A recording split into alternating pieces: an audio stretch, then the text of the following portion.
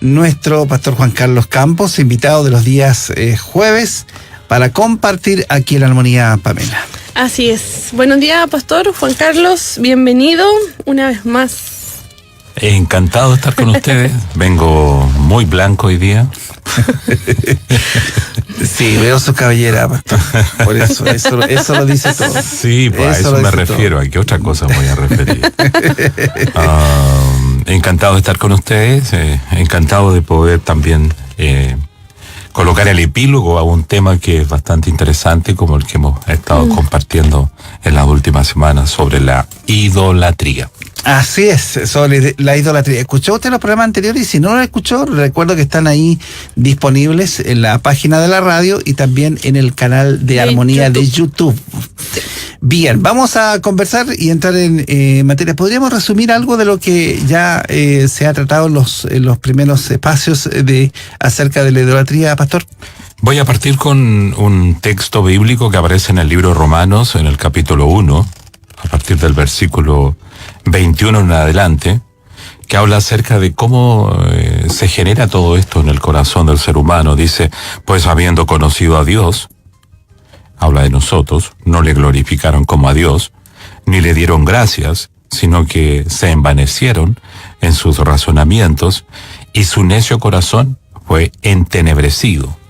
Profesando ser sabios, se hicieron necios, y cambiaron la gloria de Dios incorruptible en semejanza de imagen de hombre corruptible, de aves, de cuadrúpedos y de reptiles, por lo cual también Dios los entregó a la inmundicia, en los malos deseos de sus corazones, de modo que deshonraron entre sí sus propios cuerpos, ya que cambiaron la verdad de Dios por la mentira, honrando y dando culto a las criaturas antes que al Creador, el cual es bendito por los siglos de los siglos. Amén. Esta es parte en la introducción del libro de Romanos, en el cual Pablo revela cómo la maldad se filtró al corazón del ser humano y cómo está radiada y amplificada por medio de la acción corporativa del hombre, fue perdiendo la idea original de Dios para con él, y el hombre comenzó a crear toda esta idolatría en desarrollo, en proceso, que va y va afectando distintas culturas. Recordemos que cuando comenzamos este programa, usamos como texto la historia de Moisés cuando éste subió a las montañas, ¿cierto?, a conversar y a dialogar con el Señor, y comenzaron a pasar los días, y los judíos al 40 días, ¿cierto?, y al creer, ¿cierto?, que ya no iban a tener a Moisés con ellos, decidieron rápidamente reemplazarle y reemplazar lo que significaba el Dios de Moisés, y construyeron el famoso becerro de oro. Entonces, esa es una metáfora, ¿cierto?, de cómo se generan los dioses en los distintos espacios culturales, asociaciones culturales, donde quiera que existen tribus, donde quiera que existen familias, estas se van unificando en torno a patrones de creencia que surgen del corazón, ¿no? Que surgen de la visión de la filosofía que el hombre, la filosofía, ¿cierto?, es una unidad de pensamiento en relación a una situación particular, y eso es lo que lleva, ¿cierto?, a las culturas en distintos lugares del mundo a interpretar las circunstancias de acuerdo a la realidad misma de ellos, y la coronan con la generación de determinados modelos de creencia. Ese es un ídolo. Entonces, tenemos en la historia ídolos de acuerdo a las circunstancias por medio de las cuales se van creando las ciudades, las comunidades, en los países, ¿cierto? Tenemos ídolos que son la interpretación de aquellas comunidades en relación a lo que les está pasando, y muchas veces está la visión, cierto, de temor detrás del ser humano, y que en el ídolo que crean, buscan la vindicación, cierto, la salida de ese temor, adorando aquello que crean. Y Pablo aquí dice claramente que este hecho es el resultado, ¿cierto?, de la ingratitud del ser, de la oscuridad espiritual en la cual el hombre se encuentra, de la imaginación perversa, porque pudiendo buscar al Señor, pudiendo clamar al Dios genuino, verdadero, el ser humano en un estado de estupor, ¿cierto?, de engreimiento, busca su propia estrategia. Y esto es muy fuerte porque yo creo que cuando hablamos de narcisismo estamos hablando de que el hombre es su propio Dios. Su pensamiento constituye su propia idea, la cual no permite la revelación tercera. Y eso todo esto es complejo porque al final tenemos una multiculturalidad, ¿cierto?, con una multiexpresión de ideas, y uno de pronto queda asombrado, ¿cierto?, sobre todo nosotros los cristianos, cuando viene la revelación de Dios y comprendemos, ¿cierto?, quién es el verdadero Dios, lo que éste ha hecho, cómo éste se ha revelado, cómo éste ha establecido ciertas maneras de comunicarnos con él. Cuando viene la verdad, ¿cierto?, caen todos estos falsos modelos creativos que el hombre ha establecido en nosotros, creativos entre comillas, porque lo único que revelan, ¿cierto?, es oscuridad y una imaginación perversa. Entonces, tenemos esta sociedad, ¿cierto?, con falsos pensamientos, con falsas ideas, y de ahí las acciones de injusticia, de ahí la violencia, de ahí las distintas acciones que son el hecho cotidiano que nos entrega el mundo.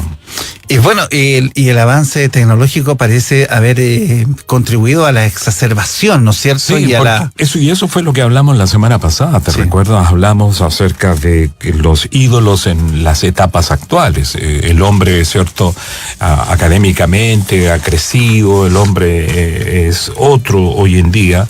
Entonces, ¿cuáles son los ídolos que tenemos hoy día?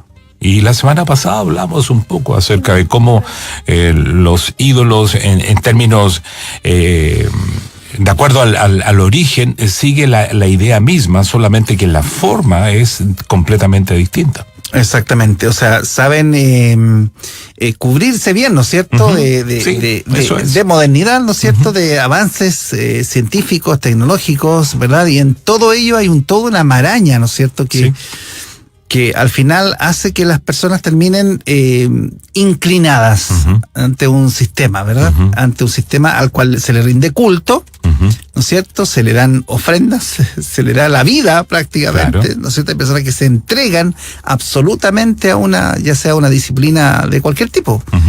No sé, científica, deportiva o de cualquier artística que decir, ¿no es cierto?, de los medios audiovisuales, como manifiestan ahí que hay toda una cantidad de dioses o de semidioses o de ídolos, entre comillas, se van instalando, ¿no es cierto?, y van desapareciendo a medida que van apareciendo otros, y esto no para, esto no se detiene. Sí, así es. Desde la época en que a través de todos los tiempos. De todos los tiempos, o sea, uno ve en el mismo peregrinaje del pueblo escogido cómo el mismo Dios les advertía, ¿no es cierto?, que no se involucraran con tales tribus porque tenían dioses. Claro, Dios sabía lo que iba a ocurrir con la involucración, ¿cierto? No es que Dios no aceptase el multiculturalismo, al final toda la creación es de Él. Exacto. Por lo tanto, Dios a lo mejor hubiese en ese momento deseado mayor evangelismo y mayor influencia, etcétera, pero era tal el nivel de oscuridad espiritual que esos pueblos tenían, y se habían exacerbado tanto en el desarrollo de las falsas idolatrías, que sabía que si el pueblo de Israel tenía vinculación con ellos, iba a terminar como terminó. Claro. Sí, el pueblo de Israel. Al final, la semana pasada terminamos hablando un poco acerca de el pueblo que viene de vuelta de Babilonia, ¿se recuerdan? Y estuvimos hablando acerca de cómo volvió con ciertas visiones, ¿cierto? Fruto de la experiencia de introducción a una cultura que tenía una avidez muy potente por todo lo que era lo estético. Entonces el pueblo de Israel cuando volvió hambriento de la estética y comenzaron a preocuparse de sus casas e hicieron de sus casas sus dioses. Sí, y despreocuparon completamente el templo, ¿cierto? No había preocupación por el templo, solamente estaban preocupados de sus bienes, y que es algo muy parecido a lo que hoy día ocurre. Pues ahí tenemos una cultura también amante del cosismo. El cosismo a partir del año 2000, me recuerdo que un libro que llegó a mis manos que escrito por un filósofo secular, pero que me permitió entender muy bien lo que era la cultura liberal y cómo la cultura liberal trae consigo un hambre tediosa por tener cosas. Y nos convertimos en ávidos consumidores de cosas. Y no importa que no tengamos dinero, ¿por qué? Porque el sistema nos provee, ¿cierto?, de elementos como para poder adentrarnos en esta cultura, y es la famosa tarjeta plástica. Y comenzamos, me recuerdo que en aquellos tiempos, estoy hablando 15, 18 años atrás, era como un pasatiempo abrir la billetera y mostrar la cantidad de tarjetas que teníamos. Y todos apuntábamos a tener más y más tarjetas. Y era como una ambición inoficiosa, pero una ambición convertida en realidad de tener tarjetas. Y así nos fuimos endeudando, y hoy día somos un país con un nivel de deuda enorme. ¿Por qué? Porque el tener cosas es una necesidad que los publicistas, sabiendo, ¿cierto?, nuestra codicia interior, impele muy bien. Ellos, ¿cierto? Ellos no trabajan muy bien. O sea, es cosa de entrar, y un amado pastor nos hacía ver que es cosa de entrar, por ejemplo, a los supermercados y ver cómo está todo puesto de tal manera, estudiado, no es que sabes que vamos a ordenar esto aquí, esto allá, no, hay todo un estudio atrás, ¿no es cierto? Hay todo, de cómo entran las cosas. El otro día entramos, teníamos que hacer un trámite con la esposa y pasamos, y decía, no, y se cerraba los ojos porque decía, mira, es que justo está puesto ahí, ¿no es cierto? La escala está de una manera puesta, ¿no es cierto? Y los productos A, B o C están puestos de tal manera que lo primero que hacen es llamar la atención del ojo, ¿no? Y bueno, porque hay todo un estudio. Sí, claro. Hay, es sofisticado, ¿verdad? Y como saben que el ser humano pronto se agota, que el supermercado se aburre, ¿no es cierto? El supermercado se va modificando semana a semana. Eso es lo otro. Exacto. Tú encuentras de pronto un producto en un determinado lugar, lo vas a buscar 15 días después y descubres que no está ahí. Y que lo que han hecho lo han modificado. Ya ves, porque el aburrimiento, ¿cierto?, hace que la persona deje de ir al lugar. Entonces, para que no te aburras, te están moviendo el supermercado. Y se supone que uno va al supermercado a comprar cosas de alimento, ¿cierto? Pero haciendo memoria así de los supermercados que he entrado, me he dado cuenta que ahora último, a mano izquierda, ropa, a mano derecha, electrodomésticos. Sí, claro. Y lo que es comida está al final del supermercado. Es verdad, y ciertas cosas que uno de repente acostumbrado a encontrarla en el supermercado, hasta le cuesta encontrarlas. Sí. Cierto. Y todo está puesto así, porque así está este sistema en general. Claro, es que el cosismo, insisto, el cosismo es uno de los ídolos de esta cultura. Y tenemos que entender que tenemos que luchar contra esta situación. ¿Recuerdan cómo, bueno, ustedes son niñitos al lado mío, ¿ya? Pero yo más que él. Pero me recuerdo de que yo crecí en un ambiente donde había un televisor. Este es un ejemplo burdo, porque en realidad lo hemos compartido tanto, pero es buen ejemplo para entender lo que era la comunicación en aquellos tiempos para nosotros. Dependíamos de un televisor, ¿cierto? Hoy día, ¿cuántos televisores tenemos en las casas? Habitualmente en cada habitación hay un televisor. Y no solamente hay televisores, están los celulares, que son microtelevisores, ¿cierto? Claro. cada día incorporan más y más tecnología, ¿cierto? Visual. Y cada día lo que menos hacemos con el celular es hablar por teléfono. Por teléfono, ¿cierto? Sí. Porque ya prácticamente no se habla por teléfono, el WhatsApp está reemplazando definitivamente el teléfono, y nos dedicamos básicamente a usar el celular como un computador, un microcomputador. Y hacia allá apunta, y cada día, no sé, quizás qué va a ocurrir en 10 años más. Estoy hablando de solamente 10 años más.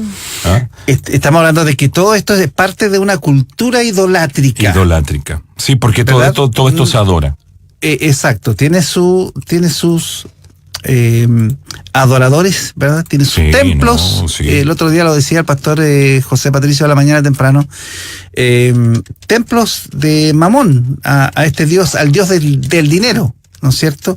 Y que en Chile, a diferencia incluso de otros países, prosperan y brotan, ¿no es cierto? Aquí, poquito más allá, van a inaugurar uno de estos días, creo, algo así. Y están llenos el fin de semana, usted los ve repletos, llenos. Uno dice, pero es tanta la necesidad de ir a un lugar como ese, y no solamente solos, sino que ir con los hijos y todo ello. Y llevarlos ahí y estar ahí todo el día prácticamente, porque están, si está lloviendo afuera, ¿no es cierto?, están aclimatados, ¿verdad?, artificialmente, para tener ahí calentito o muy fresquito en el verano. ¿Puedes decir más claramente qué es lo que es para que la gente pueda entender bien? Estamos hablando de los malls, los malls. Por ejemplo. Uh-huh. O sea, como parte también de toda esta cultura idolátrica que se ha instalado, más que por una necesidad, por un tema más bien que uno ve que hay todo un movimiento detrás, económico. Todo esto responde a una fuerte necesidad de ser exitoso en la vida. Y es curioso, el éxito es antiguo al ser humano. El propio libro de Génesis presenta personajes, ¿cierto?, que desde que nacieron o desde que estaban en el vientre de la mamá estaban luchando por generar una cultura de éxito en su vida. Tenemos un par de mellizos, ¿cierto?, que están disputándose quién sale primero, porque el salir primero significaba una opción de éxito en la vida superior a quien salía segundo. ¿Te recuerdas tú de ese par de mellizos luchando en el vientre de la mamá? Eso es una síntesis de lo que es el corazón del ser humano, que siempre está luchando por alcanzar un potencial de éxito en la vida.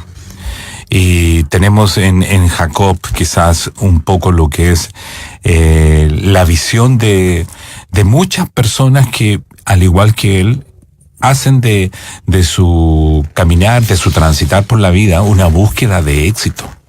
Hoy día tenemos muchas personas que viven todos los días esforzándose por ser personas exitosas y no se conforman con una vida común y corriente, sino que quieren de una u otra forma generar cosas en su vida que les haga personas trascendentes.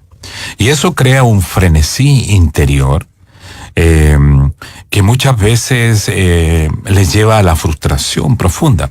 Ayer estaba con Patricio, estuvimos almorzando, y me estaba contando, no sé si lo compartieron ustedes en la radio en la mañana ayer, pero me estaba hablando de un pastor, me mostró la fotografía de él, un pastor con su esposa y sus 3 hijos, una bella familia, bellísima familia, el cual, frustrado por situaciones de fracaso, ¿cierto?, había determinado terminar con su vida.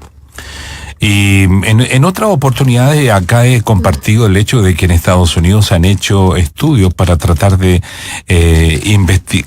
determinar por qué tanto pastor de pronto determina terminar con su vida de modo trágico. Y todo esto está ligado con el factor del éxito, el ser exitoso como ministro, el ser exitoso en la pega pastoral, ¿Y qué llamamos éxito?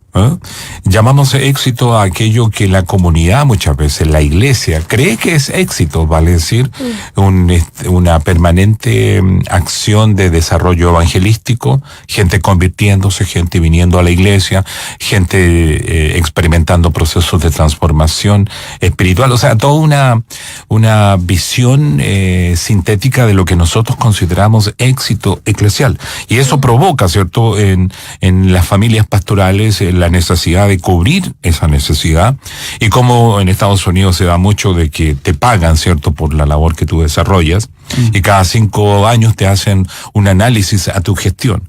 Y si va a llegar al año 5º y tu gestión no ha sido muy positiva, tú sabes lo que te va a ocurrir, te vas a quedar sin trabajo.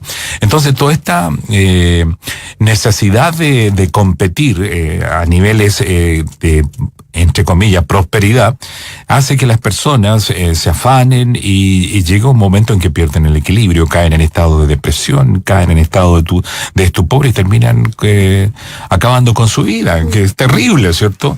Pero esto para que nos demos cuenta de que la idolatría también tiene márgenes teológicos, la idolatría tiene márgenes eclesiales muy potentes.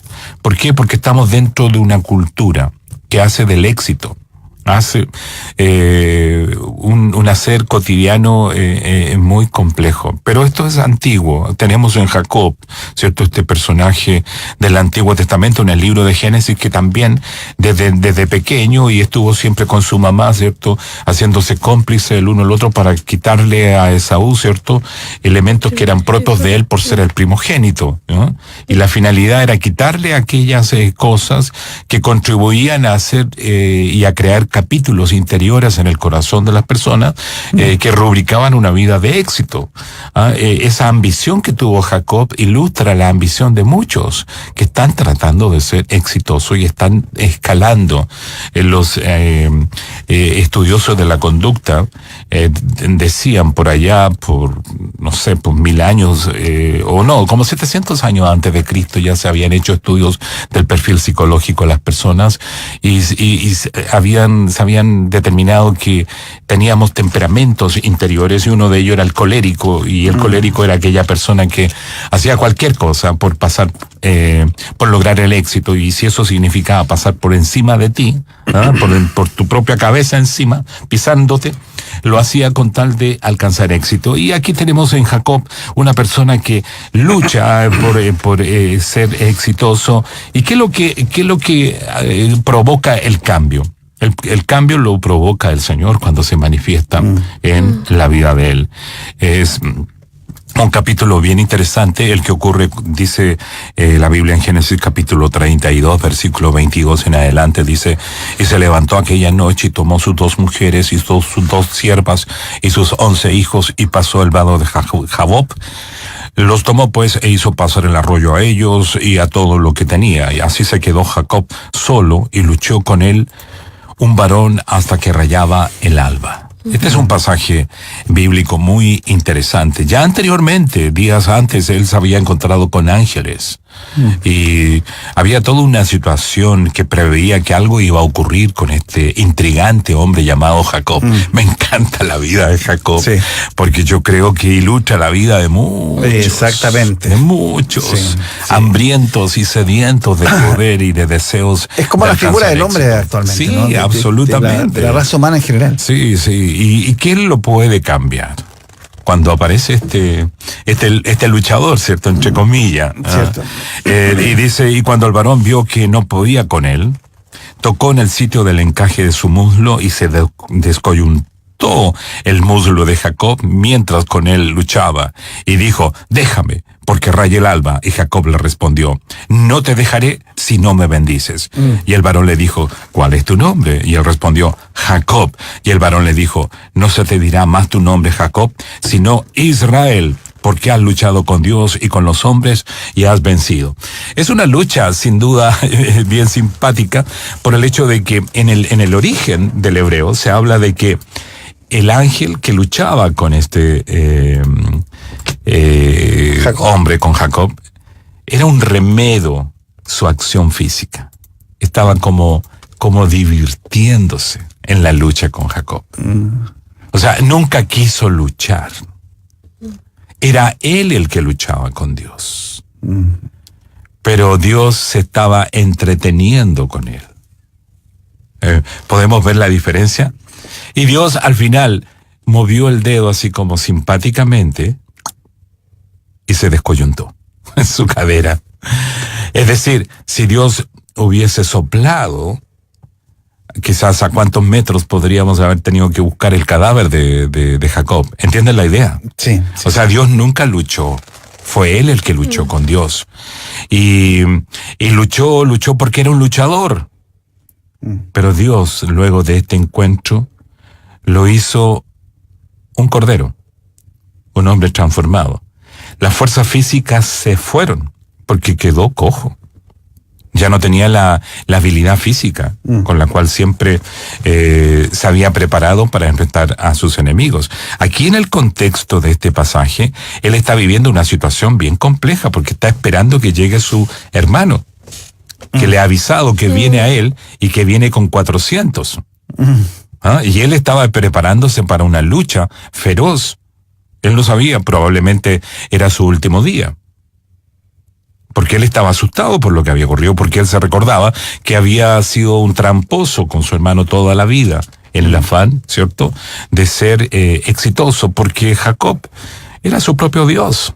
Era un hombre que había hecho de sí mismo un Dios, ¿cierto? Entonces estaba en una lucha bastante especial, había puesto toda una serie de elementos, de trincheras, antes de que Saúl pudiese finalmente llegar a él. Pero Dios se manifestó en él porque Dios quería quebrar finalmente los límites de resistencia que tenía este hombre. Porque Dios, para obrar en nosotros, lo que Él hace es destruir los ídolos que hay en nuestro corazón. La única forma que Dios puede verdaderamente usarte a ti, usarnos a cada uno de nosotros, es destruyendo, ¿cierto?, toda acción de resistencia basada en nuestro egocentrismo. Y llama la atención que le cambia el nombre. Sí. Le cambia el nombre porque el nombre es una identidad. ¿No es cierto? Sí. Inmediatamente, no sé, los estudiosos, o sea, ¿quién le pone, por ejemplo, Judas a su hijo? Judas tiene un nombre, ¿no es cierto? Sí, claro. Porque representa algo. Exactamente. Job, también representa, o sea, Jacob aquí representa algo. Sí, todos los nombres tienen una representatividad particular. Entonces, ¿por qué la necesidad de cambiarle el nombre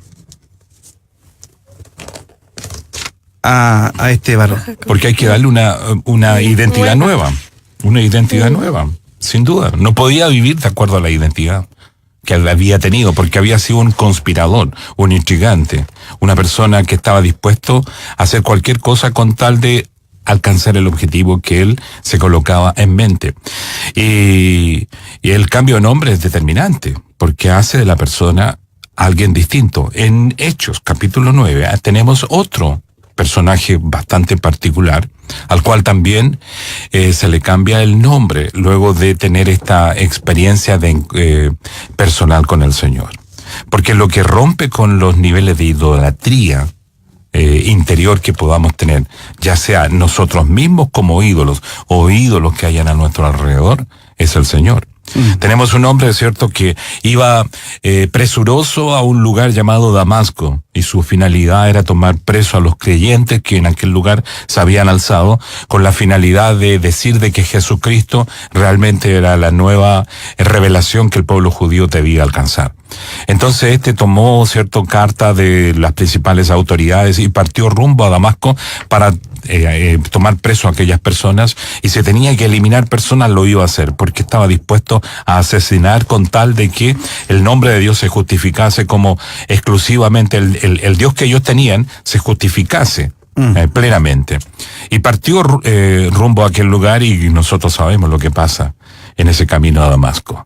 Estamos hablando de una persona que había hecho a la religión su Dios. Estamos hablando de Saulo de Tarso, ¿cierto? Saulo de Tarso es muy parecido a Jacob. Tienen características también muy especiales. Ambos son adictos al éxito. Cuando uno lee la biografía de Saulo de Tarso, uno descubre un hombre brillante, un hombre académicamente brillante, un hombre dentro del contexto judío de los más importantes, ¿cierto? Discípulo de uno de los principales maestros de la época. Gamaliel era una persona brillante, ¿cierto? Digna de los historiadores, los cuales dejan referencias en torno a él.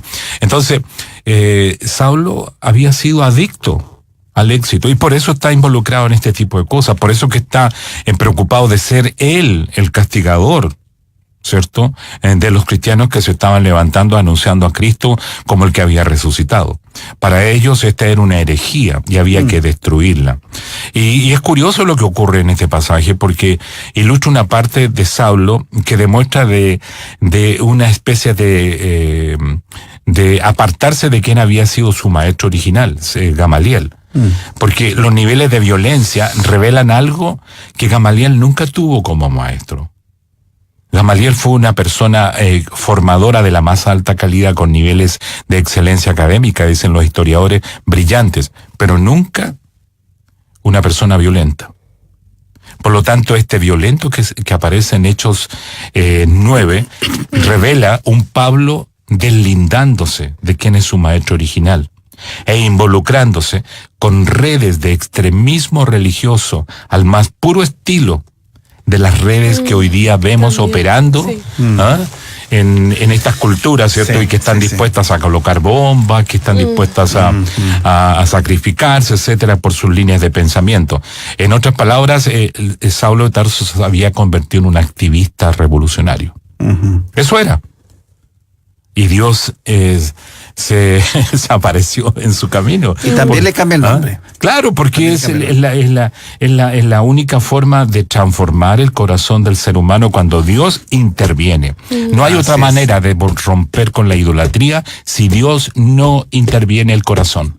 Esto tenemos que dejarlo bien en claro. Tú no vas a poder romper con tus propios ídolos mientras no tengas un encuentro personal con el Señor. Exacto, porque si el Señor Jesucristo no está reinando en el corazón, va a reinar cualquier otro. Exactamente, porque no se logra sustituir la necesidad principal. Y estamos frente a un mundo, el otro día lo compartíamos con el pastor acá, exitista, ¿no es cierto? Sobre un sistema, como tú lo decías, altamente exitista, y si tú no tienes no llega a ese estándar, no cumple con ese estándar, te frustras, pues. Y hay quienes no toleran la frustración y finalmente o se quitan la vida o buscan otra cosa y están en una permanente búsqueda, ¿no es cierto? Buscando alguna identidad, ¿no es cierto? Con alguno de estos ídolos de estos tiempos. Es que justamente la falta de identidad es la que nos hace actuar de esta manera. Saulo de Tarso actuaba como actuaba porque tenía un problema de identidad. La religión que él había estado siguiendo no lograba satisfacer su corazón. Y por eso que estaba adoptando acciones como la que él estaba haciendo, se estaba constituyendo en un extremista, ¿cierto? Porque la violencia satisface el corazón de muchos. Por eso tenemos gente que se involucra en organizaciones violentas, porque la violencia en sí provee respuesta a la necesidad de significado. Los seres humanos desde que nacemos con una tremenda necesidad de significado. Porque es la ausencia de Dios en el corazón nuestro. Si Dios no está viviendo dentro de nuestro corazón, entonces todos tenemos carencias vitales. La falta de significado es muy poderosa en el ser humano.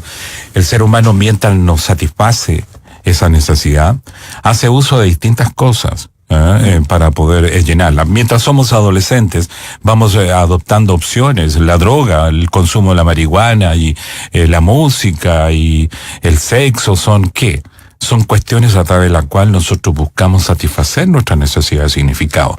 Si los papás no han trabajado mayormente en nuestras necesidades espirituales, entonces la necesidad de significado es mayor.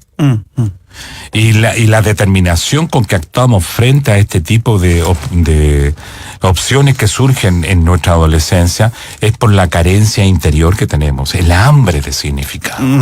Esa hambre muchas veces nos lleva a tener conflictos de personalidad muy serios. Tenemos problemas relacionales, tenemos incapacidad de asociación con la gente. Entonces, ¿por qué la droga? Porque la droga muchas veces es el medio que nos conecta.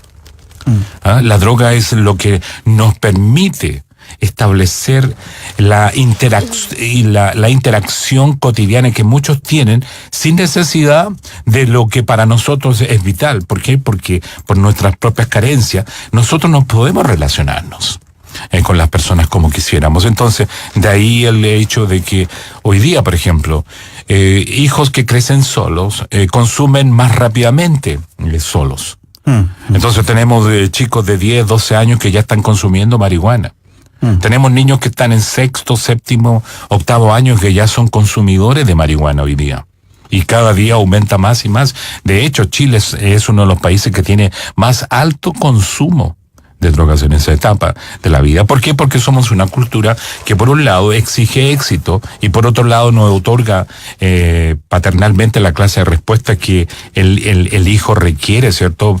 Para poder convertirse emocionalmente en esa persona capaz de enfrentar las distintas instancias que el sistema te va exigiendo y para responder adecuadamente. Quedé muy impresionado hace 2 noches atrás cuando estaba escuchando a un papá con una hija frente a los medios de televisión contando lo que ellos habían vivido como padres hace un año atrás en uno de los principales colegios de nuestra cultura, uno de los más importantes, y estaba relatando cómo su hijo le habían descubierto un cigarrillo de marihuana y las autoridades del colegio determinaron, ¿cierto?, llamar a la policía. El chico se sintió extremadamente presionado por las circunstancias y al final el chico se suicidó. ¿Y por qué pasan este tipo de cosas? ¿Y van a seguir ocurriendo? Porque hay falta de comunicación, porque hay presiones sociales muy fuertes, porque hay vergüenzas, hay toda una interacción compleja, difícil, que se la dejo a los especialistas, pero que en el fondo se reduce a una necesidad de significado y a una falta de respuesta adecuada para suplir esa necesidad que las personas tienen en su corazón. ¿Qué le podemos decir a quienes están en esa situación a esta hora escuchando? La única forma es venir a Cristo, aunque parezca una respuesta simplona, es la respuesta más importante que nosotros como seres humanos podemos alcanzar en vida. Recordemos, hay ídolos. Vivimos en una cultura muy potente. Esta es una radio, ¿cierto?, donde la mayoría de la gente que está escuchando somos cristianos. Recordemos, hay ídolos teológicos. Es importante entender, y estos ídolos teológicos nos pueden nublar. Los ídolos teológicos surgen de errores doctrinales que producen visiones de Dios distorsionadas. Y acabamos adorando aquellas visiones. Colocamos aquellas visiones por sobre lo que las Escrituras y el sentido común que surge de las Escrituras nos dicen, pero no lo que nosotros creemos haber visto, lo que nosotros creemos haber sentido, lo que nosotros creemos haber descubierto es más importante, ¿cierto?, que lo que Dios realmente tiene para revelarnos. Ten cuidado con este tipo de pasión, porque recién hablábamos de un hombre como Saulo, ¿cierto?, que hizo de la pasión la forma de buscar a Dios, pero Dios no está en aquella ruta. Tenemos ídolos sexuales, adicciones como la pornografía y el fetichismo que prometen pero no proporcionan intimidad ni aceptación.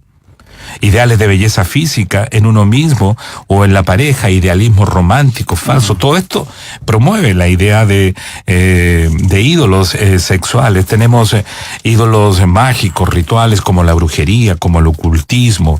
En el fondo, toda idolatría es una forma de magia que intenta rebelarse contra el orden de la realidad trascendente en vez de someterse a él con amor y sabiduría. Tenemos ídolos políticos, económicos, ideologías de izquierda, ideologías de derecha o libertarias que elevan el absolutismo, ciertos aspectos de orden político, convirtiéndolo en la solución. Y nosotros sabemos que la política no va a dar la respuesta. Probablemente podemos buscar mejores ciertos amagues, ¿cierto?, para tener una cultura de mejor calidad, pero no es la respuesta. No es la respuesta. Tenemos ídolos relacionales, sistemas familiares disfuncionales de codependencia, atracciones fatales, en vivir la vida por medio de sus hijos, que lo hablamos también la semana pasada, un poco de eso. Ídolos religiosos como el moralismo, como el legalismo, la idolatría del éxito, los dones, la religión como pretexto para abusar del poder. Hay tantos ídolos, ¿cierto? Hay tantos ídolos, lo estamos aprendiendo, pero el único verdadero, digno de ser adorado y el único que puede satisfacer nuestro corazón es el Señor. Por eso es que se manifestó ante los israelitas diciéndole que teníamos que amarle con todo nuestro corazón, con toda nuestra alma y con todas nuestras fuerzas. Es el único revelado en Cristo Jesús. ¿Qué tal si oramos, pastor, guiando a quienes puedan estar en esta mañana ya siendo alcanzados, tocados por esta palabra del Señor y entienden que han estado tal vez toda la vida sirviendo a otros dioses, entregados a otro ídolo que no es el Señor, que a lo mejor tenía la apariencia que cubría hasta el momento, pero que no ha logrado satisfacer el corazón, porque al final le va a traer frustración igual? ¿Podemos guiarles en un tiempo de oración? Quiero decir que en el año 1977 yo era una persona que había iniciado el mes de enero con una frustración evidente en mi corazón. No sabía realmente qué iba a ocurrir conmigo ese año, pero tenía un nivel de frustración muy profundo por el hecho de que mis ídolos no tenían campo de expresión y la única forma de que pudiese alcanzar mi satisfacción era de que las cosas cambiasen radicalmente en nuestra cultura, y eso no iba a pasar. Entonces tenía un nivel de frustración muy, muy grande.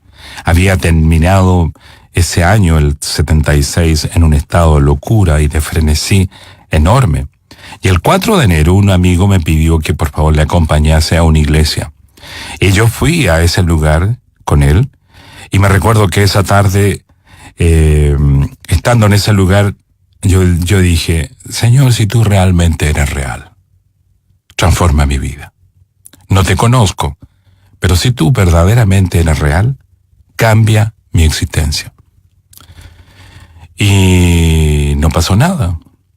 No hubo un trueno, no hubo un cambio emocional en mi ser, no ocurrió nada. Y yo pensé que no había pasado nada. Y el día 5 de enero, cuando yo me levanté, era una persona nueva. Y todo lo que yo había sido de ahí para atrás, el 5 de enero cambió completamente en mi ser. Cayeron todos los ídolos que habían existido en mi corazón. Dios había venido a mi corazón y yo no me había dado ni cuenta. Porque Dios no es una emoción, ni tampoco es una pasión. Dios es una persona que viene y te transforma. Y eso fue lo que ocurrió conmigo. Que yo viví ese proceso de transformación y cambio como fruto de un milagro. Yo creo que cualquiera que le dice honesta y sinceramente al Señor: aquí estoy, transfórmame y cámbiame, Dios lo va a hacer. Y no esperes emociones, no esperes sentimientos, no esperes cuestiones que tienen que ver con tu alma. Espera realmente en la obra de transformación que Él puede desarrollar, porque Él tiene la capacidad para hacerlo. Te invito en este momento a que pienses en Jesús y lo que Él hizo por ti. ¿Y por qué lo hizo? Lo hizo porque Él sabía que Él era el medio para que tú pudieses experimentar un proceso de transformación y cambio. Cuando invocamos el nombre de Cristo y le pedimos que Él ingrese a nuestro corazón, entonces la revolución divina comienza a desarrollarse y el cambio en nosotros se efectúa de manera maravillosa. Te invito a que en este instante le pidas a Jesús que tu corazón experimente un proceso de cambio y toda idolatría que haya en ti definitivamente deje de funcionar, porque el verdadero y el único digno de ser adorado ha llegado a tu corazón. Amén. Repite esta oración. Señor, en esta mañana reconozco mi necesidad de ti. Soy un hombre hambriento de significado. Oh, Jesús. Soy una persona llena de vacíos y de necesidades. Y entiendo que tú, Cristo, eres el único que puedes cambiarla. Te invito, Jesús, a mi corazón. Te invito a que me cambies, como lo hiciste con Jacob, como lo hiciste con Pablo. Señor, aquí estoy. Que todos estos ídolos falsos que he seguido por oscuridad se vayan de mi ser y que tú verdaderamente comiences a guiarme y dirigirme. Te doy gracias, Señor, porque creo que tú lo haces. Gracias por esta fe que me da para poder repetir esta oración. Por Jesús oro en este momento. Amén. Amén. Gracias, Señor.